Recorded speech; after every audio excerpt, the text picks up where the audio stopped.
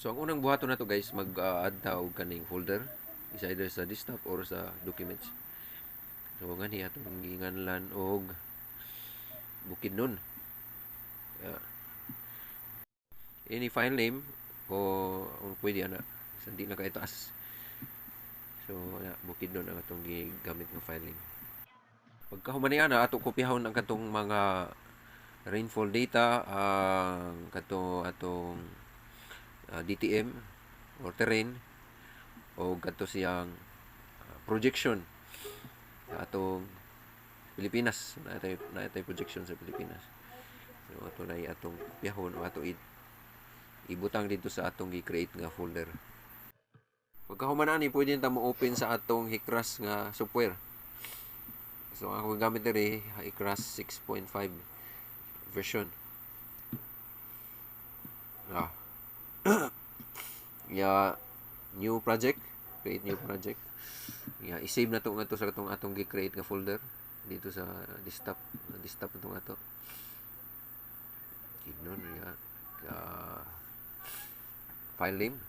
So kung sa nga file name inyong gusto. Click lang ta okay sa kaning units.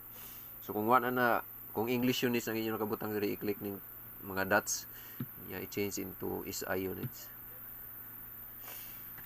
So save and then open an RAS mapper and then open to nato ang kadtong projection. Itong .prg kani. Then okay. Human create new rasterin. So i-add to nato katong atong DTM kani. Then open. I-set nga rin to 1/64 then create. Click create. Okay. So na maluod na karon ang atong terrain diya sa atong RAS mapper. So na siya. Human ani nga ta sa file, then ato i-create diha ang geometries. Dili ko Ato ni file liman o kani. Ako gitrabaho. GU 2D. Rain, dilag rain. So muni ang atong watershed kintahay. So nag-assume ta nga mo ning iyang watershed boundary. Di na mo gawas, i-close lang na siya. Click ring niyo natong close ani. And then human, i-right click ni natong right click ni siyang atong gi-create nga geometry. Right click on edit geometric data. Okay, edit. And then mga dita sa 2D flow areas. Kanay ka na. 2D flow areas. And then sa perimeter. So pwede na ito mag-drawing sa atong watershed.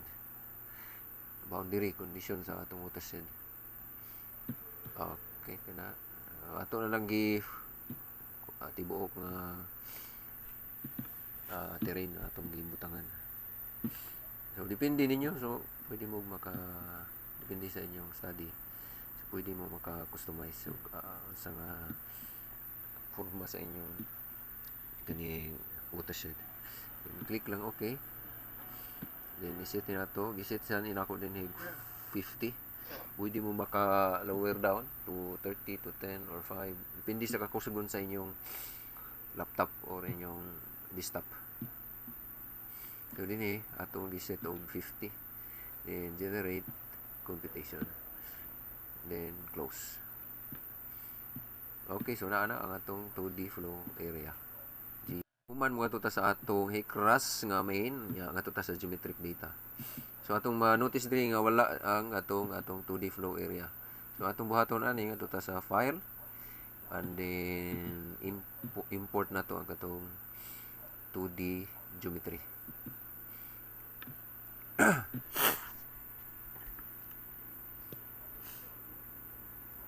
Okay, so file then open geometry data, then click din na to and then okay. Okay. So na ang atong 2D flow area. So i-save. Man mobalik ta sa edit and then ato i-click ang unsteady flow data. Unya human add ta diri add is a save usa ta ning atong unsteady flow. File name pwede unsteady.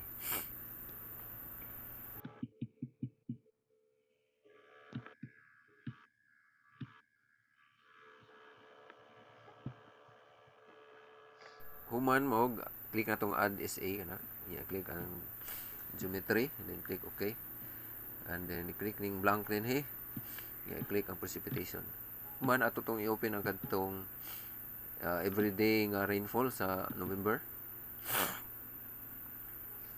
Oh, kuan dito, October. Sorry na sayop ko. So i-change na lang ninyo guys into October. November ako nabutang ito. 10 man ito.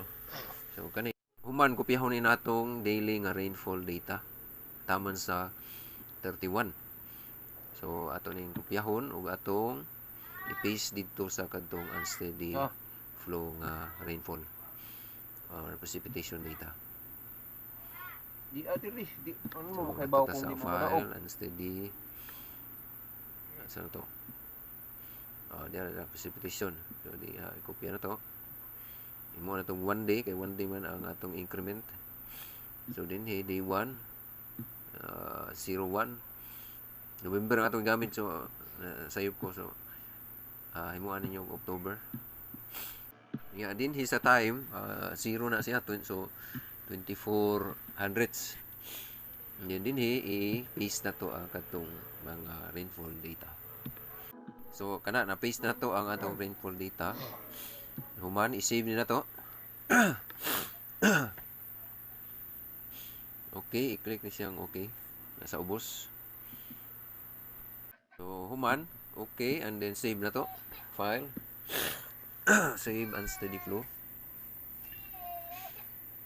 File. Save unsteady flow data. And then, close na to. Bungan to na karon sa run. Save sa run and then unsteady flow analysis. Human ato ning kitaon sa nato ang tolerance, computation option and tolerances. Ato na siyang i-set dito sa kaning 2D options, 2D flow options. Atong butangan time dito sa initial condition. So din atong gibutang og 10 hours. Bali mao ni siya base flow nato. Kung na mo base flow data, pwede niyo butangan niya kung pila ka oras base flow nato nga data. Sige, so save na to. Click lang ni natong okay. Sa ubos. Okay. Og itong i-save ang plan. So, title sa atong plan, kung sa akong i-title na din 01. Magawas ko ni siya. So, pwedeng mga bagyo na siya ninyo ibang utang. No? And then, time. Simulation window na to. Every hour mo to. Every day. So, ito siyang sundon dito. Pariha dapat ni siya sa katong atong gibutang sa unsteady flow dito sa mga precipitation. Pariha siyang time window. Okay, so naa na tayo time window. Simulation time na to. And then, click na to ning save usa na to. File, save plan. Then, click na to ning compute.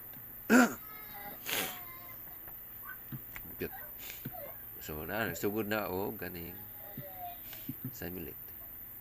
So, wato na to. Umaabot to sa akin mga oras, usahay, ganing 30 minutos. Depende sa kadakon sa atong mesh na ibutang itong cell size.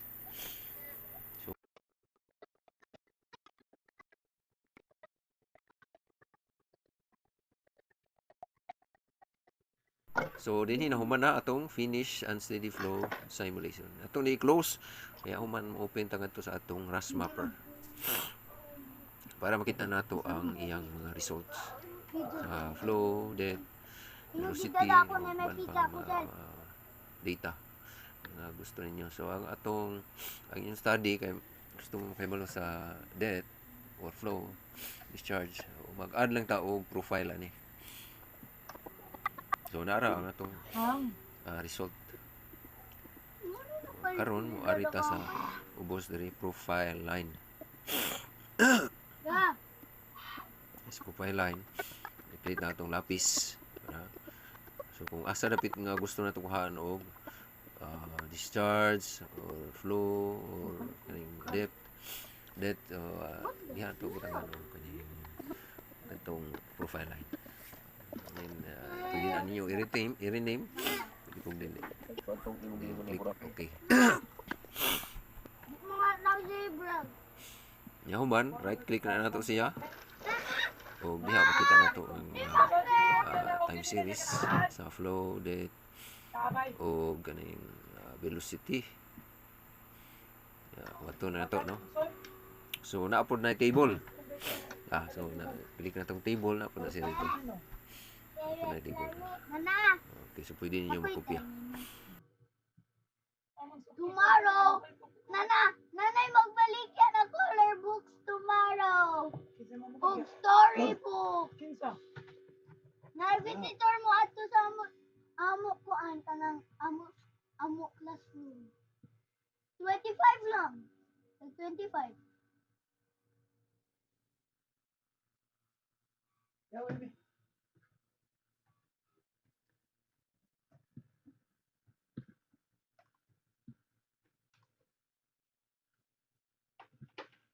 Manlulo, di ka pa sisi.